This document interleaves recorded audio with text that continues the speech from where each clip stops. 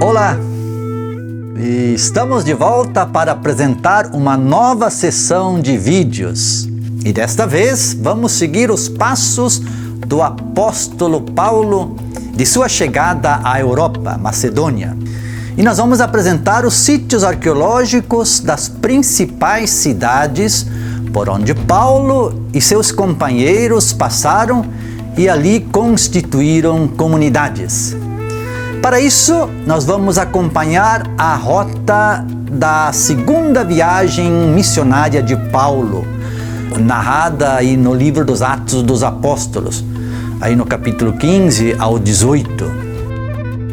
Apesar de o livro de Atos ser muito questionado quanto à consistência histórica dos seus relatos, mas como o nosso enfoque é cultural, é cultura material, cidades, monumentos, rotas, etc., esses referenciais, sim, são históricos. Portanto, nós vamos trabalhar em cima disso.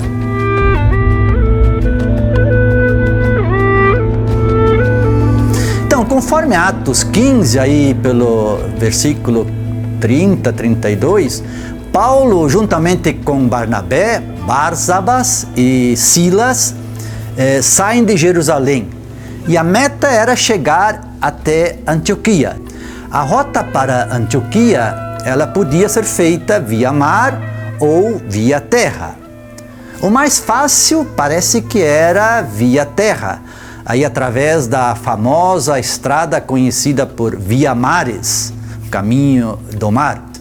Mas também era possível ir de barco, que se fosse até o porto de Cesareia, da Cesareia Marítima, e dali se tomasse um barco até Antioquia. Esse era provavelmente o meio mais rápido. Em todo caso, segundo Atos 18, 22, a volta de Paulo se deu via esse porto aí de Cesareia Marítima. E esse porto era famoso, um grande centro comercial, e servia de base para o controle romano da região na época de Paulo. Ali, inclusive, morava o governador romano da Judeia. E ainda hoje são muito visíveis as grandes obras romanas e judaicas daquela época. Inclusive, nas escavações feitas no Palácio de Cesareia, foi encontrada uma inscrição com o nome do governador romano Pôncio Pilatos, que é bem conhecido aí na Bíblia. Muito bem, chegado em Antioquia, conforme Atos 16, Paulo teve assim um pequeno desentendimento, ou um grande desentendimento com Barnabé, e por isso ele segue sozinho a viagem com Silas. E aí ele atravessa a Síria, passa pela Cilícia, por Derbe, Listra, Icônio, Frígia, aí a região da Galácia, a Mísia, até chegar no outro extremo em Tróade, que fica junto ao mar Egeu. E aí em Tróade, segundo Atos, Paulo teve aquela famosa visão na qual um macedônio lhe pedia para que viesse à Macedônia para anunciar ali a boa nova. E pela narrativa, Paulo e Silas não se demoraram em Tróade. Apesar que ali nessa cidade, que era uma cidade portuária, e conforme diz Atos, existia uma comunidade cristã que por sua posição geográfica, parece que era uma espécie de comunidade portuária estratégica para acolher as lideranças cristãs que vinham de diferentes localidades. A gente pode ver isso também lá em 2 Coríntios 2 e também na segunda carta de Timóteo, capítulo 4, por aí.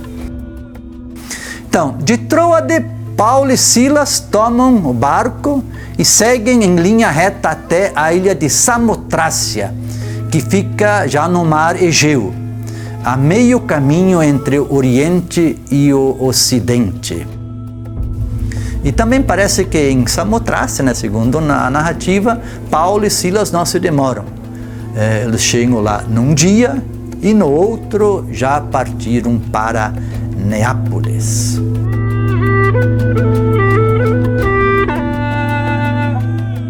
Com a chegada a Neápolis, que é chamada de Kavala, hoje conhecida como Kavala, conforme Atos 16, Paulo e Silas pisam pela primeira vez em território europeu.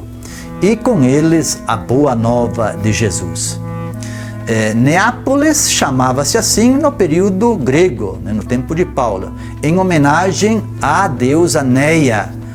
Então significava cidade de Neia. E durante o domínio romano, a partir do período bizantino, Neápolis passou a se chamar Cristópolis, cidade de Cristo. E depois, no final do século XIV, Cristópolis é conquistada pelos turcos otomanos e novamente a cidade muda de nome e passa então a ser chamada de Kavala, como ela é conhecida ainda hoje.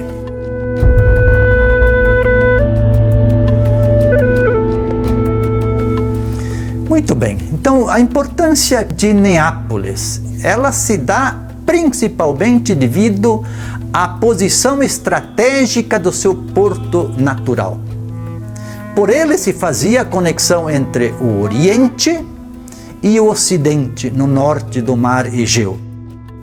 Por isso, Neápolis foi sempre um centro de disputa durante as inúmeras guerras que historicamente aconteceram aí. Então, tomar o porto de Neápolis era imprescindível para quem quisesse controlar a região.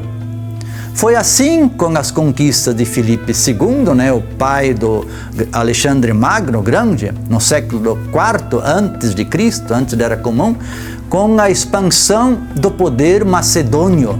E assim foi também com a chegada dos romanos em seguida.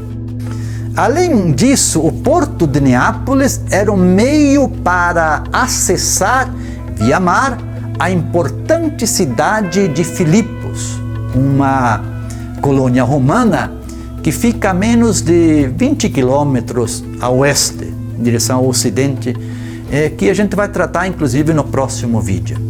De forma que Neápolis era praticamente o porto de Filipos. E como uma das grandes forças do helenismo, o motor do helenismo era o comércio marítimo, tendo como uma de suas principais fontes de renda o comércio de escravos, imaginemos o porto de Neápolis repleto de barcos indo e vindo, e boa parte deles com carregamento de escravos para serem vendidos na região. E, certo dia, num desses barcos, também Paulo e seus companheiros chegam aí num barco e desembarcam em Neápolis. Mas esse é assunto para o próximo vídeo. Até lá!